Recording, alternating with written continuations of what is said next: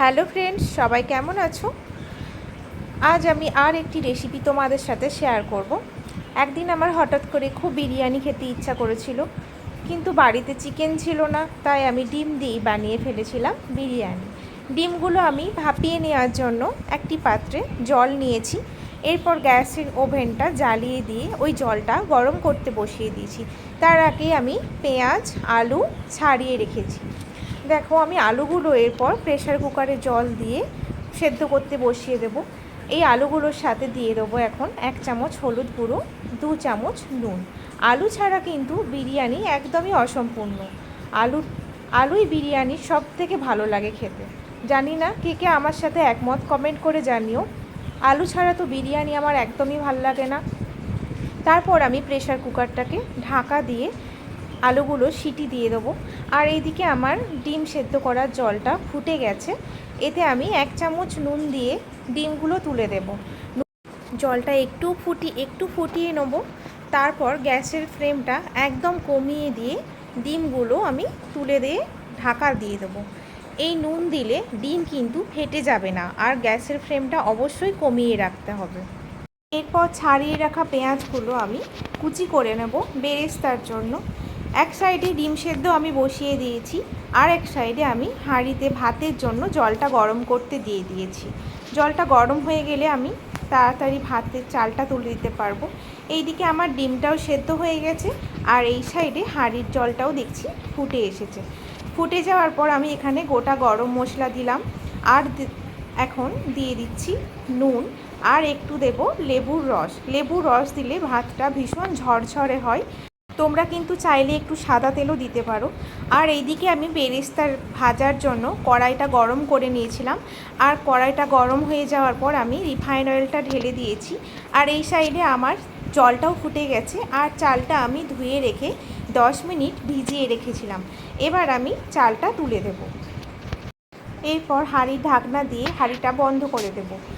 এইদিকে আমার কড়াইয়ের তেলটা খুব ভালোভাবে গরম হয়ে গেছে। গরম হয়ে যাওয়ার পর আমি পেঁয়াজগুলো তুলে দেব। আমি পেঁয়াজটা হাফ হাফ করে নিয়েছিলাম, আমি দুবারে ভেজেছি পেঁয়াজটা।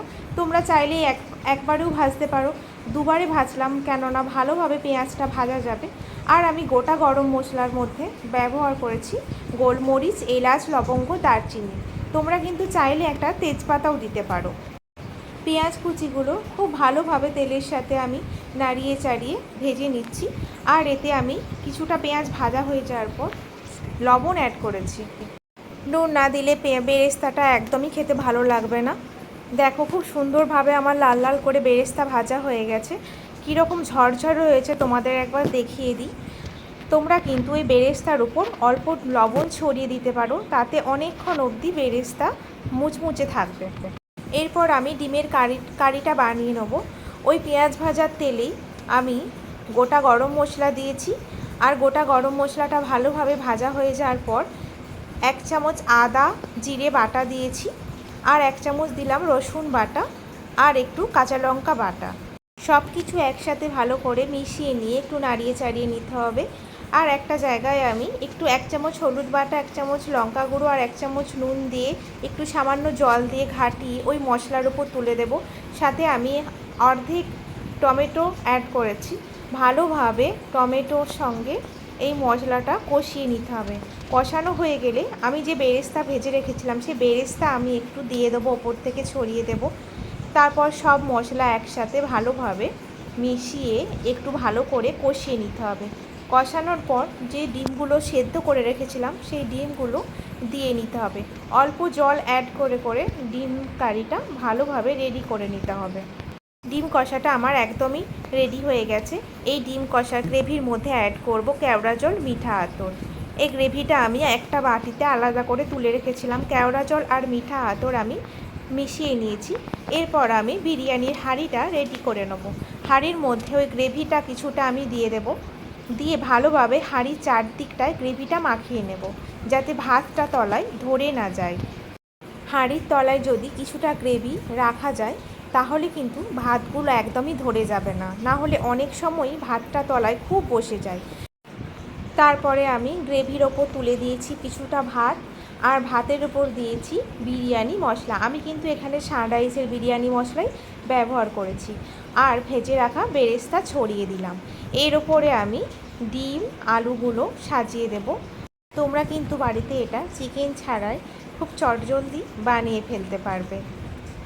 আমি কিন্তু বিরিয়ানি বানানোর আগে ভেবেছিলাম যে চিকেন ছাড়া কিভাবে বিরিয়ানি বানাবো। চিকেন মটন আমি দুটোই বিরিয়ানি তৈরি করেছি, ডিম বিরিয়ানি আমি কিন্তু কখনোই তৈরি করিনি। তাই সেদিনকে হঠাৎ করেই মনে হলো ঠিক আছে, চিকেন নেই তো কী হয়েছে, ডিম দিয়েই বিরিয়ানি বানিয়ে দেবো।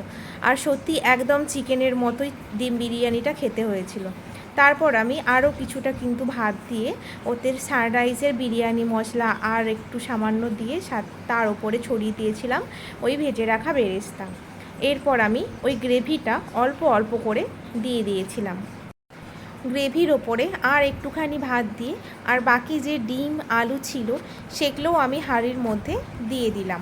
আমি প্রথমেই বলেছিলাম আমি এটা 2-3টে ধাপে বানাবো। তো তারপরে এর ওপরে আমি আর একটু সানরাইজের বিরিয়ানি মশলা আর বেরেস্তা আর অল্প সামান্য ভাত দিয়ে পুরোটা রেডি করে নিলাম। আর সব শেষে আমি ওপরে ছড়িয়ে দিলাম 1 চামচ ঘি। সত্যি অনেক ডিম বিরিয়ানি টেস্টি হয়েছিল খেতে। ভালো লাগলে তোমরা আমার চ্যানেলটা সাবস্ক্রাইব করে দিও আর লাইক কমেন্ট অবশ্যই করে দিও।